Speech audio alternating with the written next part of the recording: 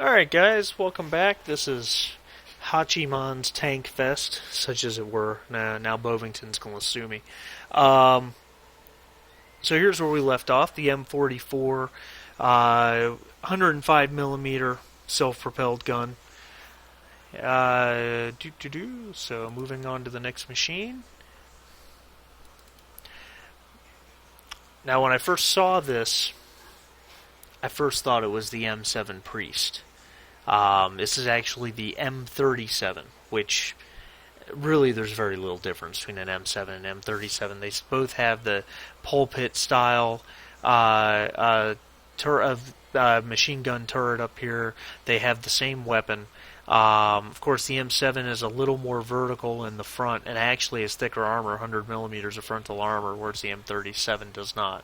M37 was, I believe, made to replace the M7, but it wasn't considered enough of an improvement. The M7 did the job.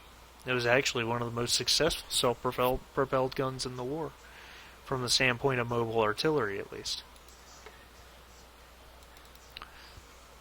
And this is an odd one. You're not going to see many of these. This is actually an M47 patent. When I first saw it, I was like, wait a minute, because it's the size of a medium tank almost. It was a little smaller than the M46 and the M48, but the turret, and I believe I've got a second picture of it for you. Oh, no, I'm sorry. I thought I had a second picture. The turret has that weird shape like the M41 Walker Bulldog, where the rear part, there's a separation between the hull and the turret where it extends. But this is actually an M47 patent with a 90mm anti-tank gun. And a fair number of these were made, about 15,000 of them actually.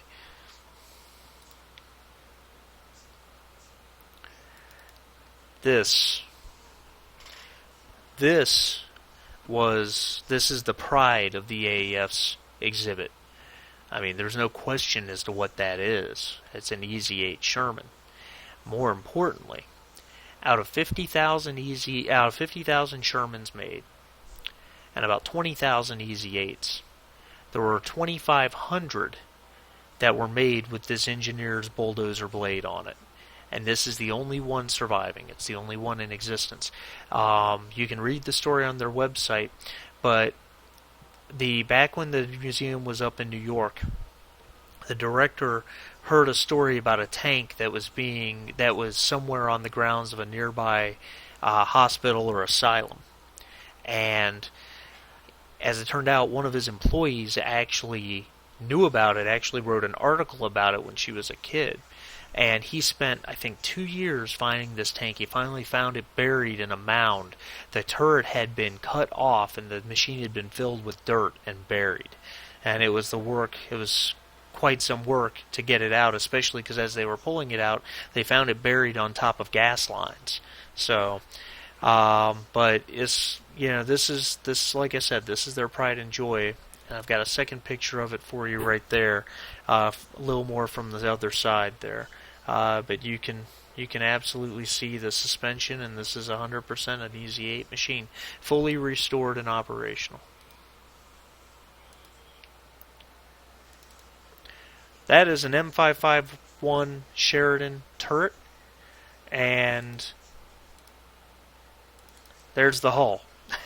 I believe they're in the process of restoring this machine. The M551 Sheridan, of course, in World of Tanks, we basically know it as the T-49 light tank, this 152mm gun that can fire either anti-tank missiles or the conventional high explosive rounds. Know what that is? That's an M18 Hellcat. They rescued this one, I believe, from Bosnia. Obviously, M1A1 76mm gun. The Hellcat never had the 90mm, but it's just most certainly a Hellcat, and gave you a second view from the side there. Of course, they're dummies in the way, but it also gives you an idea of how tall this machine is. Not a tank, but it was worth seeing. That's a Cobra attack helicopter from 1960s and 70s.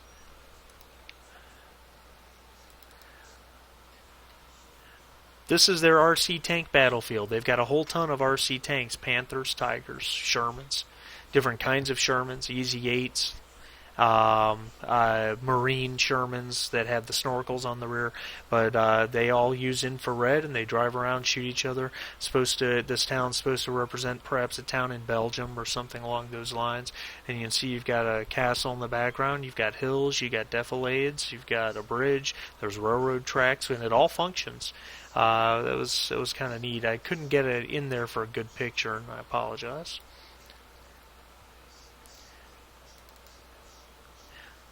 That is a Soviet-made Iraqi T-72A, captured during Desert Storm, and they pulled that old, whatever it was, looks like maybe an old Chevy Caprice or something along those lines, and truly drove the tank up on top of it for this display. But like I said, this was captured in Desert Storm. Yep. They've got a room full of helmets. They've got over 2,000 helmets. They've got uniforms going back 500 years. And then they've got a whole wall dedicated to the different units, divisions, corps, etc. of the United States Armed Forces. And here you've got the a picture of the 3 patches they have of the 9th Armored Division, which is also what my clan is named. 9th Armored Division, also known as the Phantom Division. And last but not least, the one you've all been waiting for. There's the M103A. M103A2. And the guy on the left of the picture in the red shirt is Thermo 40. That you guys have played with any number of times, or you've seen in my videos many times. And the guy with the T110E4 shirt on that needs to lose some weight and has really white legs right there, that's me. That's Hachiman right there. The other 3, it's got some faces that are blacked out there or whited out. So, but there's Thermo and Hachiman. I know some of you have been wanting to see it, so there it is. I hope it was everything you expected. But anyway, guys, I had a lot of fun at this event. I wish I could have gotten you some video, but I really didn't have very good video. And it was too difficult to video me presenting the tank or whatever the way, say, Quickie Baby or Jingles does. But so it was much easier to do it in this way. But we spent several hours walking around this place, and it was a lot of fun. So I hope you guys will like the video. If you're not a subscriber, please subscribe. It would mean a lot. I've got tons of World of Tanks, World of Warships videos. And guys, I will see you next time.